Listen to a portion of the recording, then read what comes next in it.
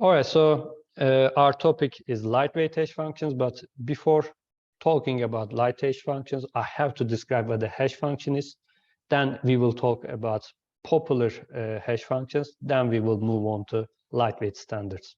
So let's start with the definition first. A hash function h is a keyless algorithm that takes a variable length input x and returns an output y of fixed length n, which we call message digest length. So the definition is really simple. Input size is variable.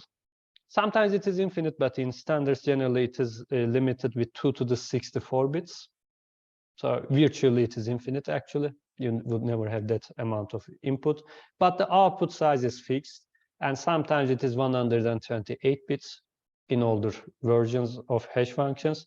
But in popular or modern hash functions, the output n is 256 bits, or if you want, 512 bits, and so on. So we have some standards in this. So for when we say SHA-256, actually we are talking about SHA-2 algorithm, which has an output size of 256 bits, but that algorithm actually have 4 different output lengths. So it is up to the user to choose it, okay? But it is simple. The input is from a very huge space, and we are mapping this very huge space to a very smaller space, which is also really big. Because if it is n bit, then it will be 2 to the n many elements, right? And if you choose n256, then 2 to the 256, is around the number of atoms in the observable universe. So this definition is the general definition of a hash function, but we are going to talk about cryptographic hash functions. And from a cryptographic hash function, I want some properties, okay? So we expect a cryptographic hash function to satisfy the following properties. These 3 properties called pre-image resistance, second pre-image resistance, and collision resistance, okay? I will explain all of them one by one. Moreover, since we are going to have an output of 256 bits, we also want to have that output to look like a random number, okay? So what we really want is that the hash function to behave like a random function. And this is actually used in, in many areas like cryptocurrency mining and so on. But let's move on with the first property. So I said that I want a cryptographic hash function to be pre-image resistant. This means that given an output y, it should be hard to find any input x such that hx equals to y. Okay, so I am saying any because as you notice, the input space is a lot larger, but the output space is fixed to the 2 to the n bits, right? So more than one input will give the same output. But here the question is, for instance, I'm choosing an x and calculating the output. And now I'm giving you the output and asking you, can you find any input that gives you this output? So this hash function, generally, sometimes it's called one-way function. So you know the algorithm definition. So when you have the input, you can easily calculate the output, okay? Question is, once you know the output, can you find an input that gives you this output? So we want this to be hard, but of course, here hard is not a scientific term. So actually, we want it to be so secure that a generic attack, which means that trying every x one by one, will require around 2 to the n operations, okay? And since n is big in our scenario, like 256, so a brute force attack should take a lot of time. Currently, it is not possible to perform this many hash operations. So you might ask, why would we require such a thing? Actually, we require it for many reasons, but I will give you one example. So in the 1990s, what happened is that when you created a password in a web page, so they stored their username and password in the database in the same table, okay, as a plain text. So your username and password. So a lot of databases leaked in the past, and all of these companies become bankrupt, and they have to close down, because once the database leaks, all of your passwords leaks, right? So since your username is also there, now unauthorized people can log into your account and so on. So basic way to overcome this problem was to store username and hash of the password not the password itself. Okay, this way, this is sufficient to verify a password because they are storing your hash value. So whenever you want to log in, you provide your password again, they calculate the hash of it and check if it matches with the one in the database. So this way, this is enough for them to authorize you. And an attacker that captures the password file or the database table has to find the preimage because now they have the hash value, but in order to log in, they have to know the password. Okay, so from Y, they have to come up with an X. Okay. Of course, if I stop here, people might think that this is how you store a password, but this is not enough. What we do in practice is as follows. We also concatenate a random value called salt, sometimes 32 bits, sometimes 64 bits. And so instead of your password, you concatenate a salt value to end of it, then take the hash value, calculate the hash, but do not stop here. Take the output and put it as if it is the input of the hash function, obtain another output, put it as an input, and so on, thousands of times.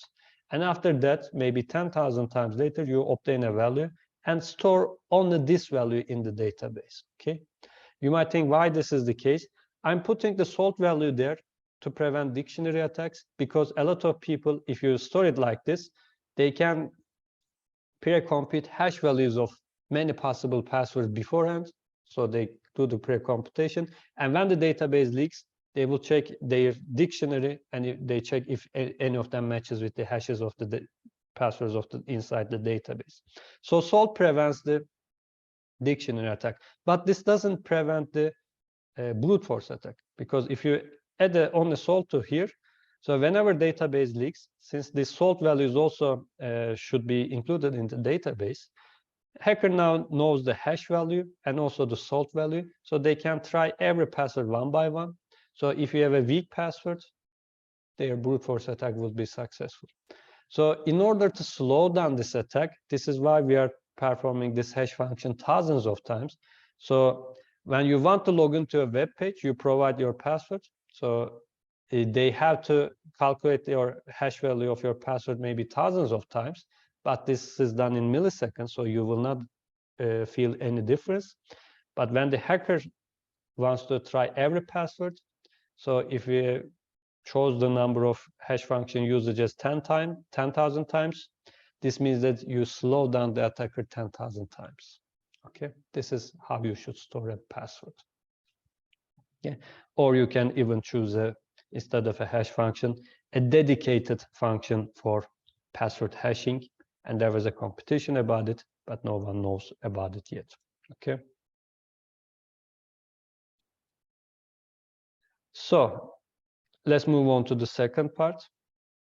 This property is called second preimage resistance. So given an output y and an input x1 such that h x1 equals to y, it should be hard to find any other input x2 such that h x2 also gives the same y. Okay, so this is called second preimage resistance. Again, you can try to perform a brute force attack, try everything and expect to come up with some y. But since y is m bits, a generic attack would require 2 to the n operations, okay? So why do I require this? Actually, almost every cryptocurrency that uses blockchain, is secure due to this property.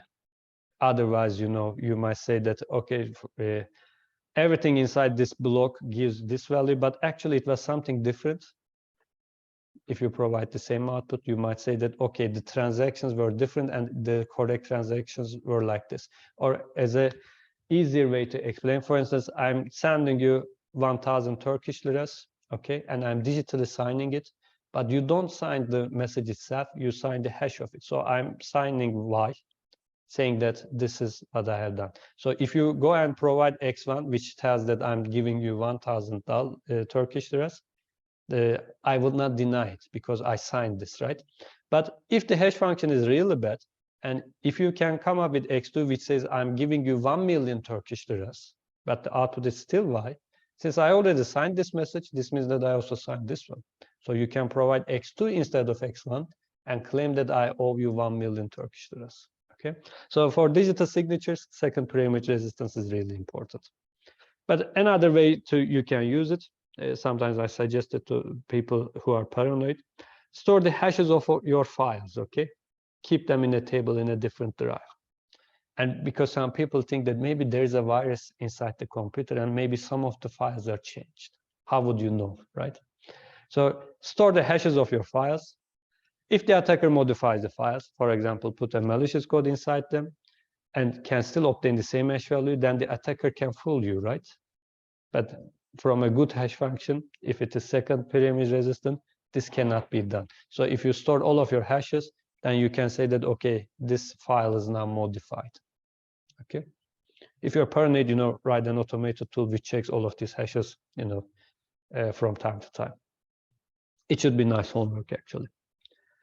So the third property, it should be hard to find two inputs, x1 and x2, such that hx1 equals to hx2, which equals to some y. So you might say that, what is the difference of this one with the previous one?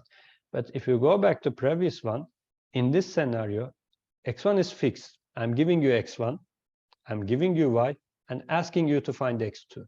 Now we have more freedom because I'm only giving you a hash function and asking you to find two inputs that give the same output. So you have more freedom here, okay? So a generic attack now would require, instead of 2 to the n like in the previous properties, now it requires square root of it, which is 2 to the n over 2 operations due to birthday paradox, which I will explain in the following slide anyway. So it is easier to find collisions than finding preimages or second preimages. So how can you use this? So if you have control over both x1 and x2, a hacker can do the following. A hacker prepares two versions of a software driver for an operating system, where x1 is correct and x2 contains a backdoor that allows access to the machine. Okay. So hacker sends x1 to the operating system company for inspection. They check it. They found no problem, and they sign the hash of this x1. You might say that why they don't sign the whole driver, but nowadays, sometimes drivers even exceed 1 gigabyte of data. You cannot sign something that big. And the data size increases when you sign something, okay? Even if it is 1 megabyte, once you sign it, it will be larger. So this is why we sign the hash of it, okay? So now, since they signed the hash of this image, x1, sorry, hacker now distributes x2 to the users who verify the signature on x2 with the operating system company's public key. So since you distribute x2, when anybody wants to install this driver, operating system will calculate the hash of x2, which will be the same as this one, and check that their signature is correct. So they will verify the signature, and they will say that to the operating system that this is digitally signed, so this driver is secure, but actually it contains a backdoor. This works because, we said that hx1 equals to hx2. Of course, this is not something easy to do, because coming up with the same, driver with one of them having a virus, the other one does not, but still provide the same hash value. So it is something hard, but Flame malware did this years ago with MD5 hash function, okay? So it can be done. Let's look at the birthday paradox. Because the name has paradox in it, people like this, so we have to talk about it. So question is, how many people need to be in a room before it is more likely than not at least 2 people share a birthday? By, more likely than not, I'm saying with probability more than 1 over 2. So think about the room. There isn't any people inside. You started to, send people one by one. So after which point on, it is highly likely that 2 people in the room share the same birthday. So this is famous, so maybe you know the answer. No? Okay. So people think that, since there are 365 days generally in a year, they think that it should be around 100 or 150 and so on. But I think the answer was 23. Okay. If I'm mistaken, it will be corrected in the slides anyway, but I remember it as 23. So since 23 is really a small number compared to the people's expectations, this is why we call it a paradox. Actually, there is no paradox about it. It's just, you can calculate it and see it, okay? So How do we calculate it? Consider the probability that nobody shares a birthday. So let's try to calculate this. The first person in the group, this one, has a birthday on any given day, so it is not a problem. But when I send the second people, I'm expecting them to not to share a birthday, right? So the probability of this is, there are 364 days left from the whole year. So this is the probability of second person not sharing the birthday with this one. But now you are sending the third person, but this third person should not share the birthday with this one and also this one. So this is something missing. So paradox actually comes from here because we are limiting your possibilities in a very fast way. So if you keep this, after too many people goes inside the room, this is the probability that they are not sharing the birthday. Okay.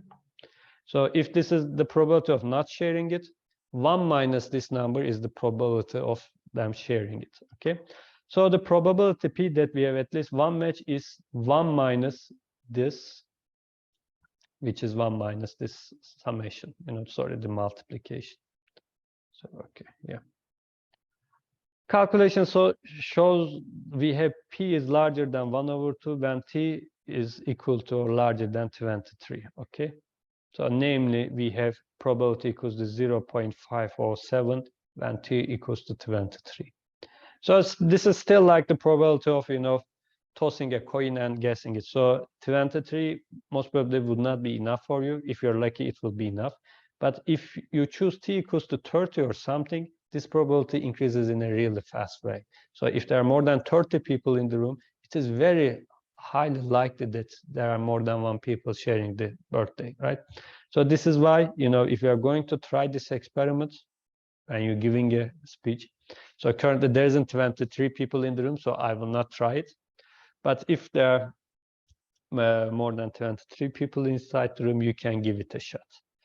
But if you know already a friend who shared the same birthday with you, and if they're in the room, always try this experiment as a last resort. You can ask their birthday and, because this is what I did in the previous years, because the head of department of cryptography shared the same birthday with me. So I asked him as a last resort and, always find the second person.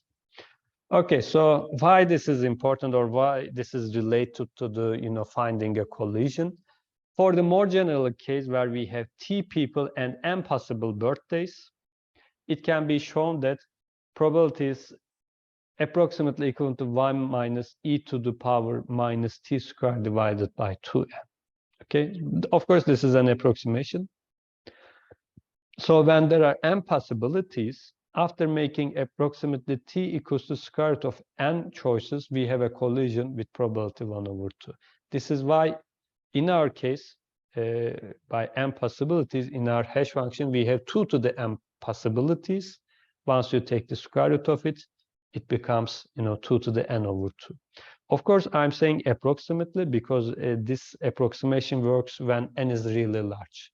So if you focus on our example, we have 365 days. If you take the square root of it, it wouldn't give you 23 because there's actually a multiplication with the constant here. But I removed that constant and said approximately instead. For huge numbers, that constant is not that important. But for small numbers, of course, it would be important. But anyway, this is why, if you go back to the collision resistance, this is why a generic attack would require this many operations. So this is important because this actually gives you a security upper bound. So if you choose n equals to 128, like MD5, then this means that a generic attack will require 2 to the 64 hash function operations trials. And 2 to the 64 was a huge number 10 years ago, but it is not that huge today because we have a lot faster CPUs, GPUs, or ASICs, okay? So this is why we increased this n to 256 years ago, okay? So this is why you shouldn't use something shorter, and I will actually mention all of them when we talk about dedicated designs, okay? Like MD4 or MD5. Okay, so let's finish this with the last slide. I said that hash functions are referred to as Swiss Army knife of cryptography because we use them everywhere. you also use it outside cryptography in a lot of areas, but in cryptography, they are very useful. Hash functions have many uses in cryptography and are considered the Swiss Army knife of cryptography. Some of them are digital signatures, message authentication codes, pseudo-random number generators, key derivation functions, and so on and so forth. Okay, you can use them for many different reasons, and they are really fast and very useful.